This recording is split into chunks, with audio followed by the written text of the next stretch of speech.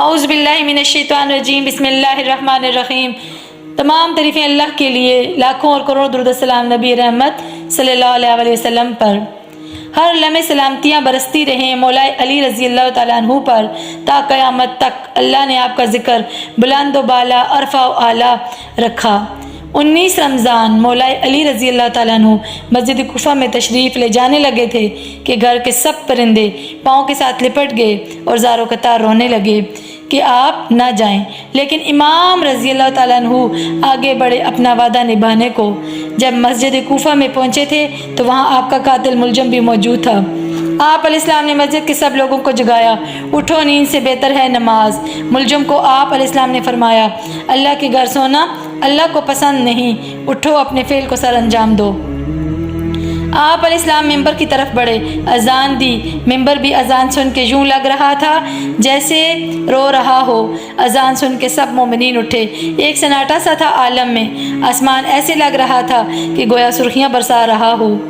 آپ علیہ السلام بعد اذان مصلی پہ آئے، قیام فرمایا، رکوع کیا، سجدے میں سر رکھ کر آپ علیہ السلام کے قاتل نے آگے بڑھ کر آپ پر وار کیا۔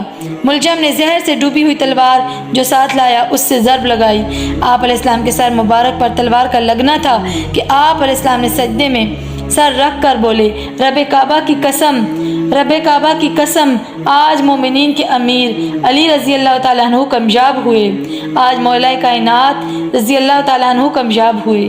یہ جملے سننے تھے کہ ملجم ملعون کے ہاتھوں سے تلوار گر پڑی اور بولا، میں ملعون وار کر کے بھی ناکام ہوا، میں ملعون وار کر کے بھی ناکام ہوا، اور مولا کائنات سجدے میں سر رکھ کر اللہ کی بارگاہ میں کامیاب ہو گئے۔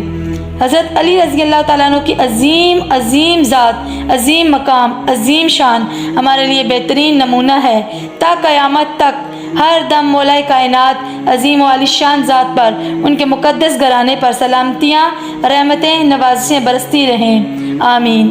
آپ صلی اللہ علیہ وسلم کا قول مبارک ہے، اے اللہ، جو علی رضی اللہ تعالیٰ عنہ سے محبت کرے اس سے تو بھی محبت کر، اور جو علی رضی اللہ تعالیٰ عنہ سے نفرت کرے اس سے تو بھی نفرت کر۔